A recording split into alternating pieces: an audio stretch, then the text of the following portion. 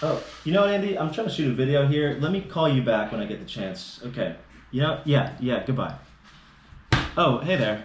Coach Mo here. Just wanted to go over a few things, some coaching cues that we might miss on the beach. So we'll take some time to go over that now, specifically talking about the low back, the knees, and some common places where you might find some injuries. So we'll go over those and have at it. The first thing we're going to look at is neutral spine and how it impacts our squat form. If you think of your spine in an S shape, its job is to act like a shock absorber, or a spring, to absorb the shock of walking, exercising, really any type of movement we do. Too extreme of a curve is going to create pain, while too little of a curve will do the same thing. For our purposes in exercise, to find a neutral spine, you can use something like a broomstick and standing straight up, connect it to the back of your head, the top of your shoulders, and the top of your butt. If you're able to maintain this position through any exercise that you do, you not only safeguard yourself against injury, but you help to ensure that the right muscles that you want to target are going to be the ones that are doing the work. With this in mind, let's take a look at how a neutral spine plays a role in a sandbag back squat, an exercise we do almost every week.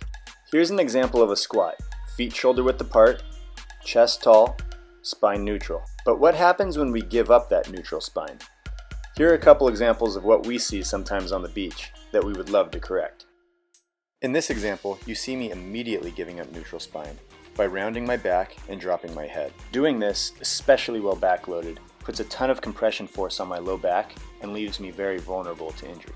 Another really common mistake is when we let our knees break first, we tuck our butt, and we allow our knees to travel over our toes. While doing this may reduce the compression force on our low back, it greatly increases the stress into our knee joint. Because it is the purpose of a squat to challenge the quads, glutes, hamstrings, and adductors, it's important to be able to perform a squat, maintaining neutral spine and working through a full range of motion for every rep. If you know you struggle with proper squat mechanics, there are a couple drills we would love for you to use. The first is the wall-facing squat. Using proper squat form with feet shoulder width apart and your chest tall, stand away from the wall about 6 inches. From that position, squat down as deep as you are able and return to standing. If you are able to do it properly, take a step a few inches in and do it again. Continue this practice until your feet are all the way against the wall. Another good drill is the overhead squat. With this one, grab a dowel and standing in proper form with feet shoulder width, your chest tall, hold the dowel overhead as high as you can.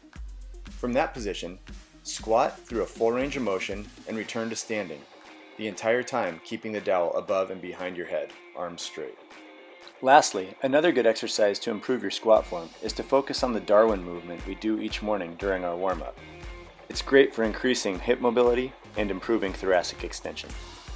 Just make sure to get your feet planted firmly into the ground, heels down, drop your butt, lift your chest, and then extend each arm overhead as high as you can before standing.